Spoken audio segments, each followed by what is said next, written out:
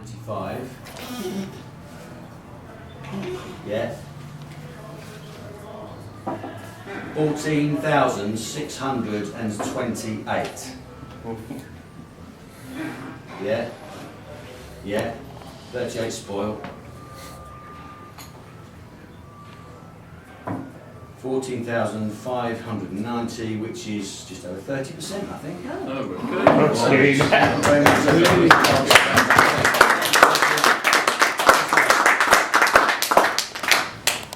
Well, Bloody hell, something. That's very good. ladies and gentlemen, Very good. excuse my voice and thank you all for coming.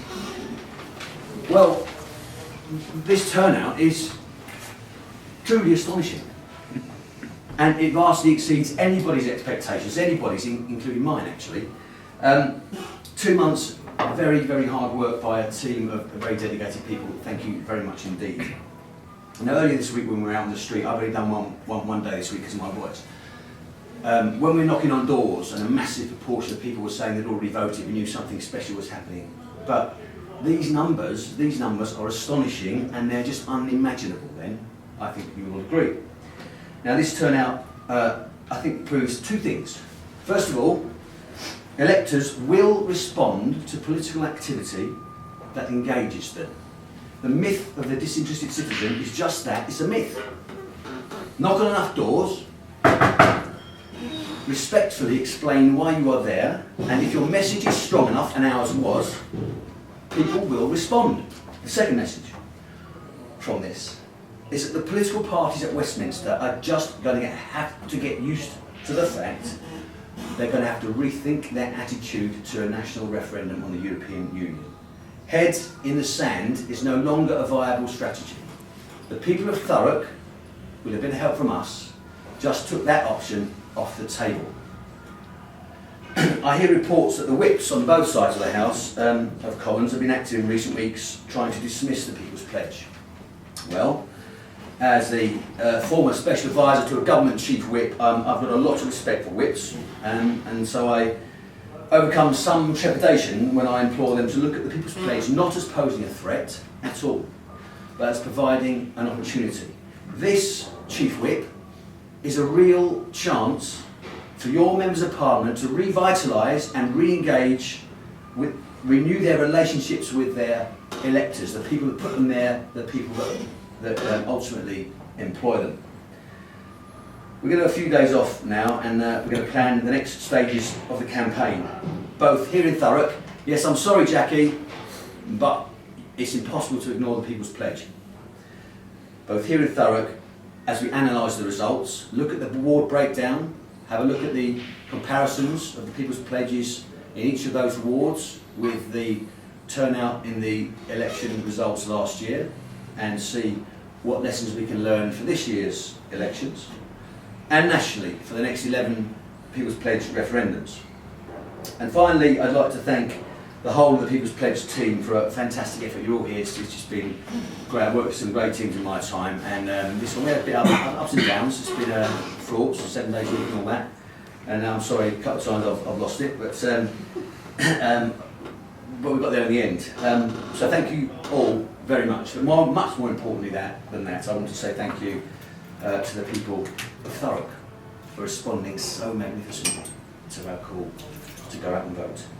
With this important step, you, the people of Thurrock, are now leading the way to a national referendum for everybody else. Thank you very much.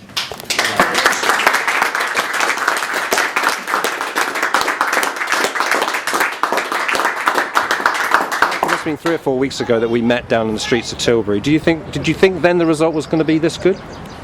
Do you know, no, not really, because there hasn't really been a great history of large turnouts, and I mean, what's clearly happened here, the more people have turned out in this vote over whether we have a referendum than they would normally do for local government elections. And the actual vote, I mean, it's 40,000 people who have voted, and there was about 60,000 people who voted for the sitting Member of Parliament. So, yeah, I mean, it's pleasant to be surprised, actually, because it kind of reinforces what a lot of us have been saying for a long time, I think, which is that people are interested in things that matter to them, and they will vote. And it's very easy for all the established political parties to say, we'll just let people decide on what we will allow them to talk about and decide, but actually people want to talk about other things. There's quite a few independent candidates on the stand on May the 3rd in local elections. I'm also reflecting back on George Galloway's result, without getting actually drawn into that. Do you think there's perhaps a pattern here about people's relationship with politics? There's absolutely a pattern emerging. It's taken some time, but it's moving apace. When you think that a recent national poll showed that 2/3 of people think that the British political parties are corrupt, there's something clearly wrong with our parliamentary democracy. That may not be fair, but that's what people think. And clearly, also, they feel, and that was what we saw in Bradford was symbolic of it, that the established political parties are all talking the same, they sound the same, they look the same, and they seem to argue for the same things. But I imagine you could understand, you talk about politicians at MP, Jackie Doyle-Price, PPC, Polly Billington, although Polly did give us a quote about this, the reins must be on them. That's understandable, isn't it? Yes, in a way, we haven't got them to commit really on this campaign, but the fact of the matter is, I don't think they really appreciate that, 14,000 people have voted on this issue. There's been another 9,000 to 10,000 people who have pledged to support candidates at the next election who will support the idea of a referendum on the European Union. It's not just going to go away. That's the point. There's been a great, few weeks of campaigning here, a great result, good turnout, but that's not it. It's just the beginning. So you're not going to go away, but you'll go away from Thurrock, and we bid you adieu. Where do you go from here? I think the aim is to go for 10 constituencies. This has been such a success. We're going to go and aim at 10 constituencies, and we shall take this into all different parts of the country. Thank you very much.